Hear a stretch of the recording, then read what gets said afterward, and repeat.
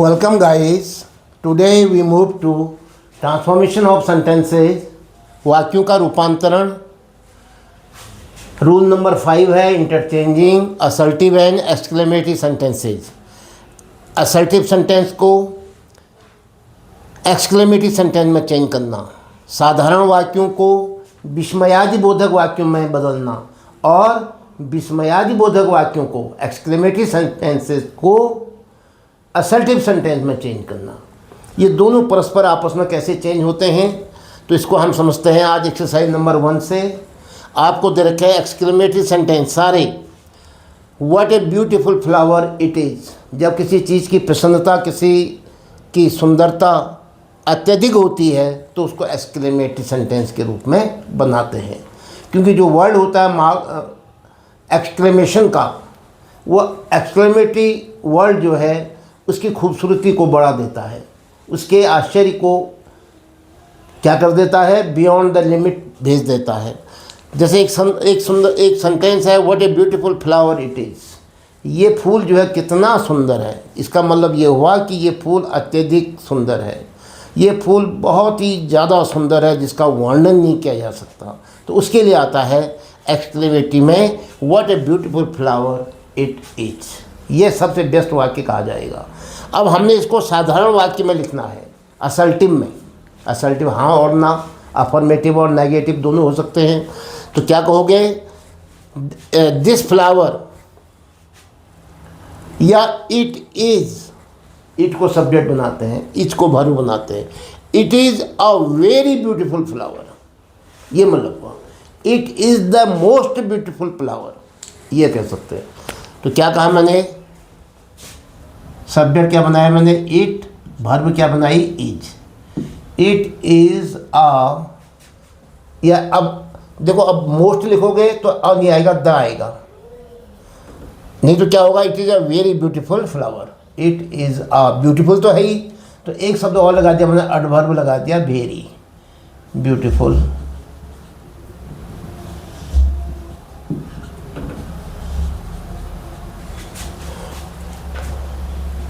Flower. It is a very beautiful flower. दूसरा तरीका क्या था, it is the most beautiful flower. दो शब्द बताए थे मैंने आपको, आपने कहा यही सही है, it is a very beautiful flower. ये असर्टिव सेंटेंस हो गया. Number 2, what a piece of work is man. मनुष्य जो है कितना खूबसूरत कृति है भगवान की. What a piece of work, क्या बढ़िया टुकड़ा है, कृति है मनुष्य. मनुष्य क्या बढ़िया टुकड़ा है. मनुष्य ने, भगवान ने जितने भी बनाए, जितनी भी कृतियाँ तैयार करी, मनुष्य उसमें कितना सुंदर है. अर्थात मनुष्य उनमें सबसे सुंदर है. ईश्वर ने जितनी भी चीज़ें बनाई उनमें मनुष्य सबसे सुंदर चीज़ बनाई उसने. तो क्या कहोगे, मैन इज़ आ, क्या कहेंगे आप, सबसे सुंदर के लिए क्या आएगा, man is the most beautiful piece of work. Clear हो गया. Man is the most beautiful piece of work of God. ये भी जोड़ दो, भगवान की. मनुष्य जो है भगवान के एक सबसे सुंदर कृति है. तो क्या कहोगे, मैन इज, क्योंकि वर्ड का अर्थ भी आते हैं. वर्ड का मतलब क्या हुआ, वेरी वेरी, मोस्ट, इस सेंस में हुआ. मैन इज, मानव जो है भगवान की सबसे सुंदर कृति है. मैन इज द बेस्ट, लिख देता हूँ लो, piece of work of God. ये अपने मन से जोड़ दो. इससे क्या होगा, सेंटेंस का अर्थ वही रहेगा. ये भी वही भाव दे रहा था, गॉड नहीं था बट अंडरस्टूड था. ईश्वर की, प्रकृति की क्या है, मनुष्य सबसे सुंदर रचना है. Next, what a pleasant surprise it was, ये कैसा सुखद आश्चर्य था, ये कैसा सुखद आश्चर्य था। What a pleasant prize it was, यानी इसका अर्थ है it was a very pleasant surprise, ये बहुत ही सुंदर, बहुत ही लाजवाब, प्रसन्नता देने वाला सरप्राइज था। तो कैसे लिखोगे उसको उल्टा करके, इट को सब्जेक्ट बना दो, उसके बाद वर्ब आएगी वॉज, और व्हाट का मतलब अत्यधिकता के लिए आता है, तो प्लीजेंट के आगे क्या लगो, very. It was a very pleasant, it was a very pleasant surprise.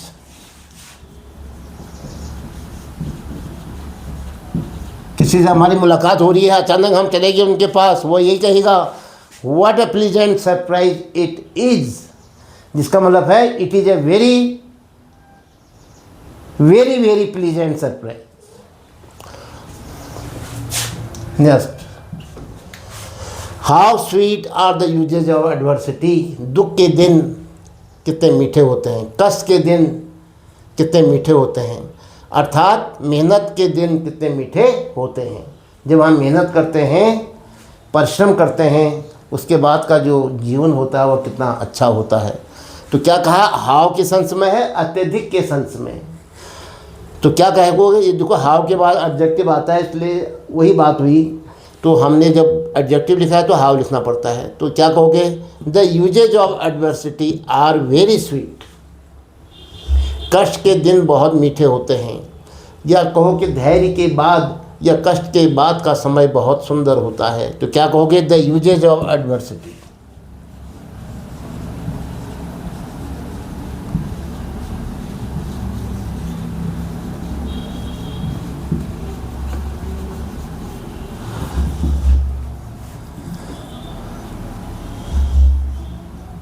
The uses of adversity are very sweet.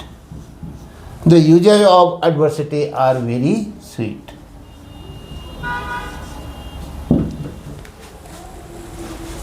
Next, how clever these boys are. ये बच्चे कितने चालाक हैं। हाउ का मतलब हुआ कितने, हाउ के बाद क्या आता है, adjective. How clever these boys are, ये लड़के कितने ज़्यादा चालाक हैं। इसका मतलब हुआ कि ये लड़के अत्यधिक चालाक हैं। ये लड़के तो ज़रूरत से ज़्यादा चालाक हैं, ऐसे चालाक तो कोई लड़के होते ही नहीं हैं। ये सेंस हुआ, these boys are very clever. How को किस में बदल देंगे, वेरी में, धीरे से काम बन जा रहा है। तो क्या कहोगे, हाँ दीज बॉयज सब्जेक्ट, वाक्य को उल्टा करके इसी में से ले रहा हूँ मैं, अलग से कुछ नहीं ला रहा हूँ। These boys subject, are verb, these boys are, और हाउ की जगह में क्या लगा दे रहा हूँ, very clever. These boys are very clever.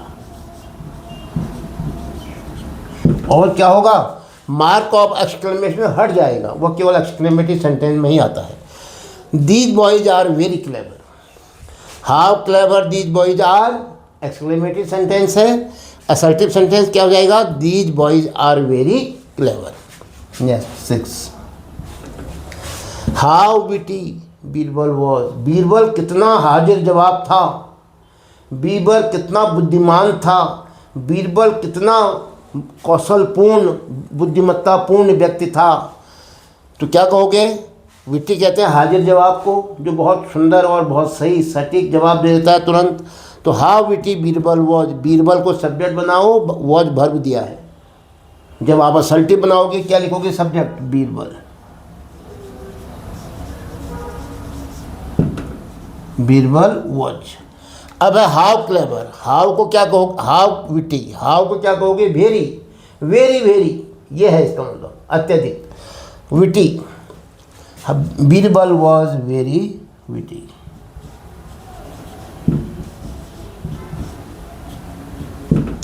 Next 7, alas he died so young. Alas का मतलब बड़े दुख की बात है, बड़े अफसोस की बात है, बहुत दुख हुआ सुन करके, उसके लिए आता है अलास। वेदना को व्यक्त करने के लिए, विषाद को व्यक्त करने के लिए, दुख को व्यक्त करने के लिए, सौरों को व्यक्त करने के लिए क्या आता है, अलास। तो अब अलास हट जाएगा, फिर क्या लिखेंगे, it is sad, it is sorrow. तो कैसे कहोगे, she died so young, it was sad, it was sad that, conjunction जोड़ लो, इट वॉज सैड डैट, क्योंकि सेंटेंस में ये वर्ब और एडजेक्टिव आ गया, उसका सब्जेक्ट और वर्ब एक क्लॉज है, तो एक क्लॉज और चाहिए, तो कंजक्शन भी चाहिए आपको। फिर it was sad that she died so young.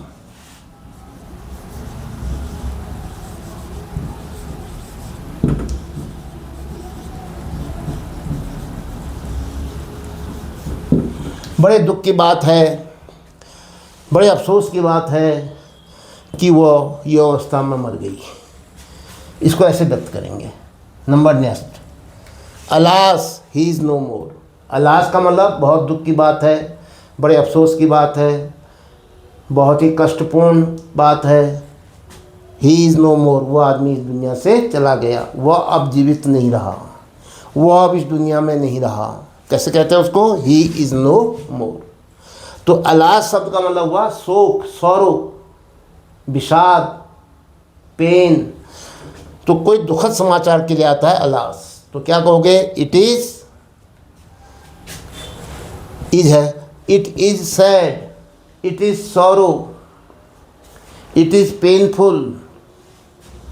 तो इट से शुरू करोगे, अपने मन से लाओगे क्या, it is sorrow, it is sorrow that. अब कंजक्शन भी आपको लगाना पड़ेगा, क्योंकि दो क्लॉज आएंगी, सेंटेंस कॉम्प्लेक्स बनेगा। It is sorrow that he is no more.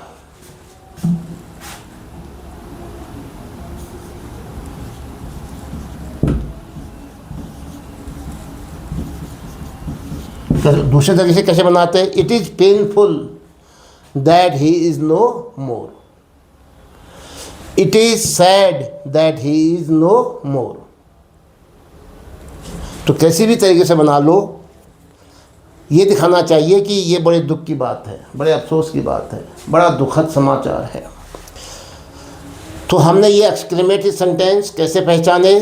Exclamatory सबसे पहले जो मार्क ऑफ एक्सक्लेमेशन था, यहाँ आता है, यहाँ नहीं आएगा, हट जाएगा, इससे पहचाना। दूसरा, किसी चीज़ की अत्यधिकता को व्यक्त करने के लिए आता है, और दुख व्यक्त करने के लिए, प्रसन्नता व्यक्त करने के लिए, आश्चर्य व्यक्त करने के लिए आता है। तो ये आज आपने एक्सरसाइज के माध्यम से क्या किया, एक्सक्लेमेटरी सेंटेंस को असर्टिव सेंटेंस में ट्रांसफॉर्म किया। आपको ये वीडियो कैसा लगा, कितना समझ में आया, आप अपनी राय कमेंट बॉक्स में अवश्य दें। यदि आप समझ रहे हैं तो आप इसे अपने मित्रों को भी शेयर करें, और चैनल को भी सब्सक्राइब करना न भूलें। इसके साथ ही आज का ये वीडियो समाप्त होता है। जय हिंद।